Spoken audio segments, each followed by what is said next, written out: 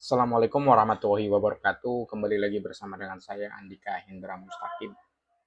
Teman-teman mungkin pernah berpikir bahwa salah satu elemen penting berkaitan dengan amandemen di Undang-Undang Perlindungan Konsumen ataupun bagaimana cara perusahaan ataupun cara dari publik untuk terus eksis, terus survive, untuk bisa bertahan di muka bumi ini, hidup dengan serasi, tentram, nyaman, itu seperti apa? Apakah kita akan terjebak dengan konsumerisme, selalu membeli barang, menumpuknya, kemudian membuangnya? Apakah kita harus membeli banyak makanan sampai kenyang, gitu kan? Atau makanan hanya sekedar mencicip, kemudian itu dibuang? Apakah kita akan terjebak dengan pola-pola konsumerisme seperti itu?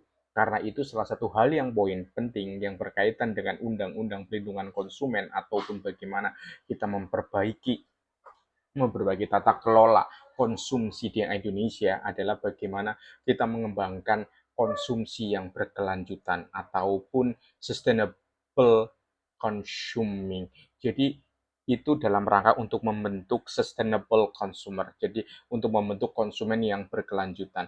Kenapa ini berkelanjutan? Berarti inti dari sustainable consumer adalah upaya untuk menjadikan publik, untuk menjadikan konsumen, untuk menjadikan pelaku usaha, untuk menjadikan produsen itu agar lebih bertanggung jawab. Bertanggung jawab terutama kepada siapa? Yang pertama itu kepada lingkungan.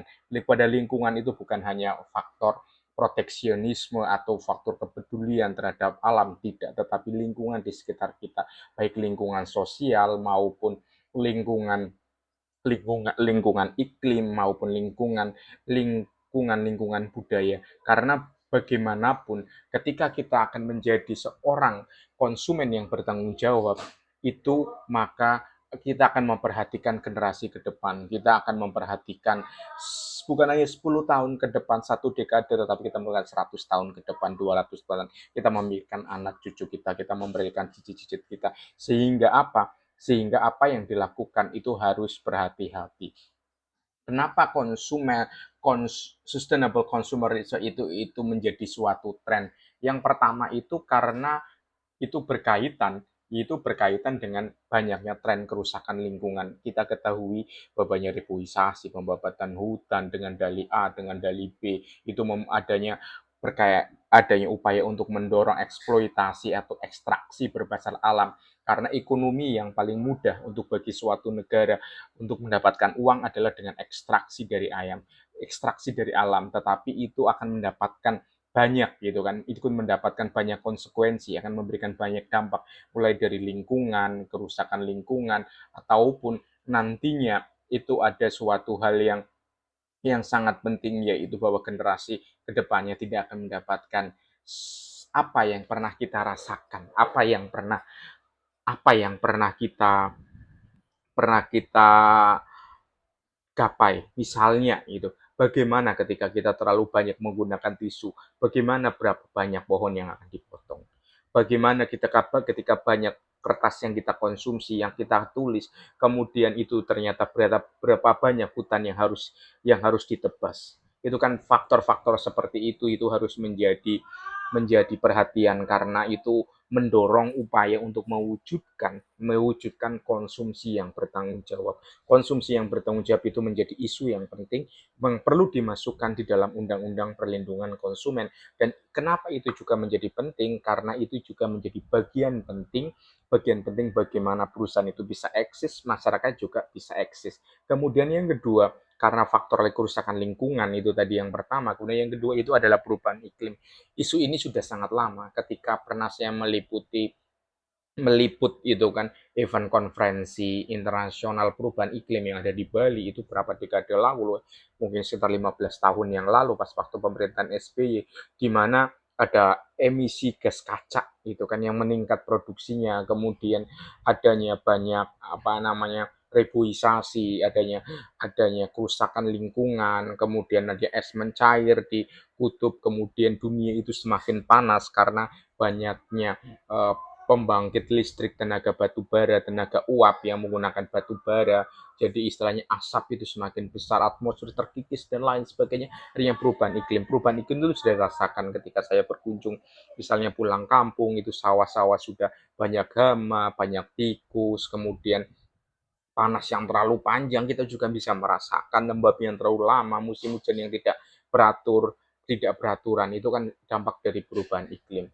Kemudian yang ketiga itu berkaitan dengan keadilan sosial, di mana adanya ketidakadilan sosial, di mana kesenjangan sosial itu kita ketahui semakin lebar, jumlah warga miskin semakin banyak, kemudian sumber daya manusia itu juga apa namanya sumber daya manusia itu pun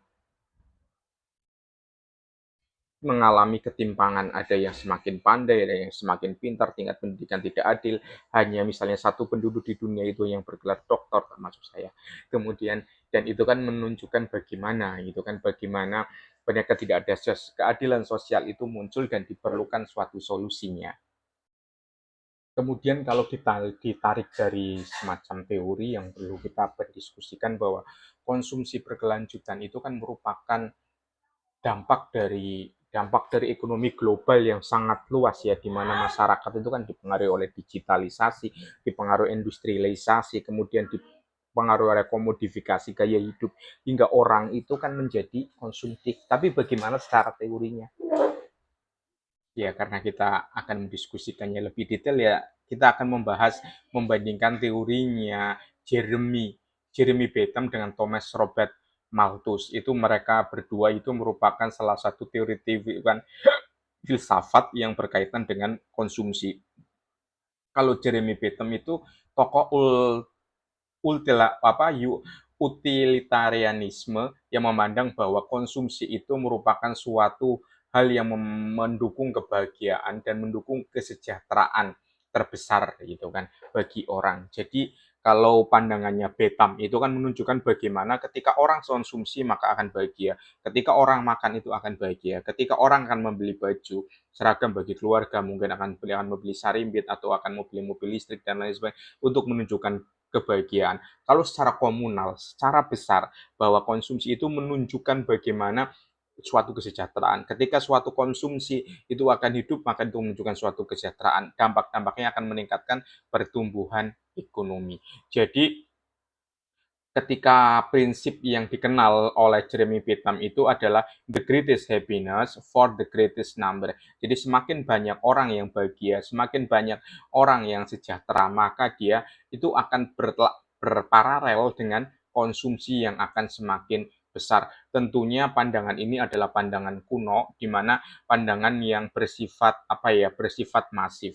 Tetapi ketika kita akan melihat itu, melihatnya secara mendalam dan mengkritisinya, bahwa itu menunjukkan bagaimana upaya konsumsi itu akan mengorbankan banyak hal, mulai dari budaya, ekonomi, sosial, budaya, dan paling penting adalah sustainability utility. Jadi bagaimana daya dukung lingkungan itu akan tergerus karena orang itu akan melihat bahagia itu ketika ketika harus mengorbankan sesuatu, padahal seharusnya tidak perlu dilakukan. Berbeda dengan pandangannya Thomas Robert Malthus yang menganggap bahwa keterbatasan sumber daya itu dan ancaman pertumbuhan yang tidak terkendali itu justru menjadi ancaman terbesar sehingga diperlukan upaya konsumsi yang bertanggung jawab atau sustainable consumer di mana ketidakseimbangan itu menyebabkan krisis baik krisis pangan menyebabkan krisis kemiskinan kemudian adanya berbagai macam krisis sosial dan lain sebagainya ketika orang mengkonsumsi menggunakan misalnya kertas yang berlebihan, menggunakan tisu yang berlebihan, maka kan dampaknya itu kan adalah pembabatan hutan dan lain sebagainya. Tentunya itu akan menambahkan menyebabkan krisis dari diperlukan penggundulan terjadi penggundulan hutan hingga diperlukan akan menimbulkan dampak lain seperti bencana dan lain sebagainya. Sehingga ini menunjukkan bahwa Malthus itu menekankan bahwa konsumsi yang berlebihan itu akan memberikan dampak yang berbahaya, terutama berkaitan dengan lingkungan. Karena itu dia menolak overconsumption. Untuk menangani overconsumption itu diperlukan sustainability consumer. Karena apa? ini menjadi sangat penting kan, teori klasik itu kan teori klasik dari tadi itu apa dari Malthus apa namanya dari Malthus dan teori dari Bentham itu kan menunjukkan gambaran bagaimana sebenarnya suatu teori, suatu hal yang dahulu itu bisa dirubah ataupun bisa direvisi dengan adanya teori-teori terbaru sehingga kita gitu kan kita akan mendapatkan suatu pencerahan yang terbaik untuk diri kita dan untuk masyarakat kita. Selanjutnya ketika kita akan berbicara tentang solusinya itu seperti apa, solusinya jelas itu adalah sustainable consumer. Bagaimana kita menjadikan sustainable consumer atau konsumerisme yang berkelanjutan itu sebagai ideologi. Itu menjadi sebuah perspektif, menjadi landasan yang perlu diatur bukan hanya dalam pemahaman dalam literasi digital semata, literasi seperti pemahaman ini, tetapi bagaimana kita juga menjadikan itu menjadi semacam suatu yang dalam suatu regulasi itu berkaitan dalam undang-undang pelindungan konsumen. Tetapi itu kan kita nanti. Sebenarnya ada beberapa cara bagaimana kita sebagai seseorang, sebagai masyarakat, sebagai warga publik untuk menerapkan konsumsi yang berkelanjutan. Yang pertama itu adalah satu, yaitu membeli produk yang ramah lingkungan. Pilihlah produk yang mungkin daur ulang atau memiliki sertifikasi ramah lingkungan dan atau produk-produk yang diproduksi dengan berkelanjutan sehingga ada semacam labeling, bukan hanya labeling yang bersifat halal semata, tetapi adalah label yang menunjukkan adanya memang recycle, ada di situ ada produk recycle atau produk ramah lingkungan. Kemudian yang kedua adalah bagaimana kita mengurangi konsumsi, terutama lah berkonsumsi makanan dengan diet ataupun dengan konsumsi konsumsi yang bersifat plastik yang istilahnya memberikan kerugian bagi lingkungan karena diperlukan alternatif seperti apa belanja dengan menggunakan tas, belanja belanja menggunakan keranjang dan lain sebagainya. Yang ketiga yang bersifat consumer adalah bagaimana kita menghemat. Ketika misalnya kipas ataupun AC tidak digunakan maka matikan. Matikan lampu, menghemat energi itu adalah bagian penting bagaimana kita menjadi konsumen yang bertanggung jawab. Tidak kalah penting adalah mendukung bisnis lokal. Misalnya kita ada warung Madura Mart, kemudian ada warung-warung lokal, warung tetangga, kita mendirikan bisnis untuk menghemat energi dan sumber daya. Kita tidak perlu pergi menggunakan mobil untuk berbelanja, menggunakan motor, cukup dengan jalan kaki. Dengan demikian kita akan bisa meningkatkan ekonomi lokal. Yang kemudian yang kelima itu adalah bagaimana kita bisa memperbaiki, mereparasi barang-barang yang sudah rusak dan itu bisa dipakai lagi. Dan ini sudah menjadi tren di beberapa negeri seperti Perancis yang pernah saya baca. Itu trennya itu masyarakat ketika misalnya televisinya rusak, itu tidak membeli televisi yang baru, tetapi mereka pergi ke tempat reparasi, kemudian diperbaiki, kemudian digunakan lagi. Demikian juga misalnya ketika laptop itu rusak, kemudian itu bisa diperbaiki, itu menjadi semacam solusi yang tepat untuk kita menjadi konsumen yang berkelanjutan atau konsumen yang lebih bertanggung. Dengan demikian kita akan menjadi konsumen yang lebih bertanggung jawab. Dalam secara teori kita akan melihatnya, misalnya ada teori ration action.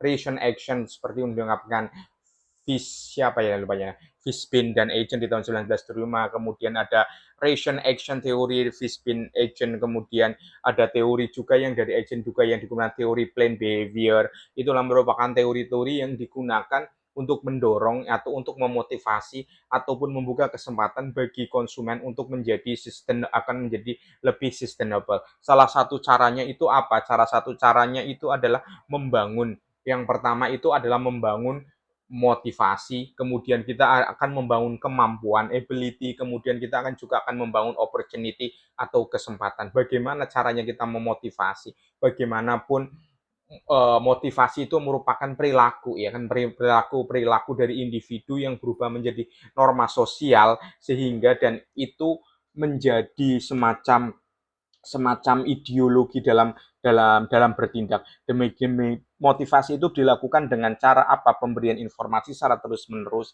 pemberian pemahaman secara terus-menerus. Dalam hal ini adalah berkaitan dengan literasi yang berkaitan dengan sustainable consumer ataupun konsumen yang berkelanjutan. Kenapa ini menjadi penting? Karena itu menunjukkan bagaimana suatu apa ya, suatu gerakan itu bukan hanya menjadi semacam perspektif yang ada di otak, tetapi bisa menjadi suatu tindakan yang lebih nyata. Karena itu diperlukan artinya ability, suatu kemampuan. Kemampuan itu adalah bagaimana seseorang itu bukan hanya dipengaruhi oleh pemikiran, tetapi bagaimana dia itu menjadi suatu skill, bisa menjadi suatu sikap, karena dia menjadi self-transcendent.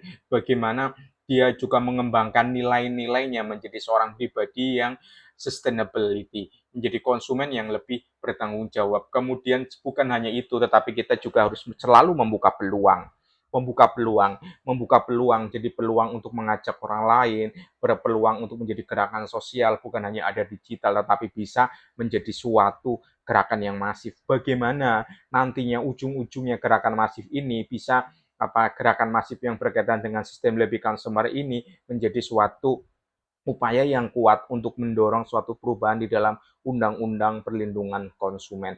Karena ini menyangkut bagaimanapun kita sebagai warga negara-negara adalah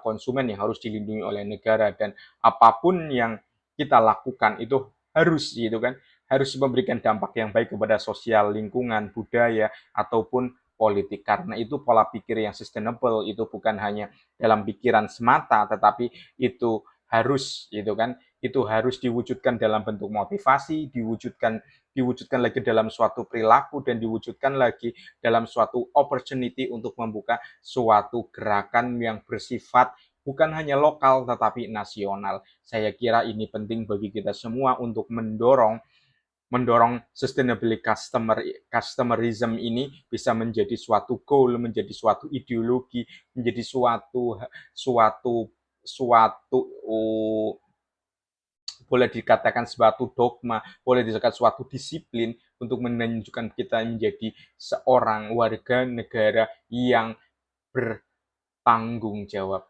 Sekian saja penjelasan saya berkaitan dengan sustainable consumer. Jika teman-teman punya opini, punya pertanyaan, silakan kasih di kolom komentar. Jangan lupa subscribe dan like akun video ini. Terima kasih banyak. Assalamualaikum warahmatullahi wabarakatuh.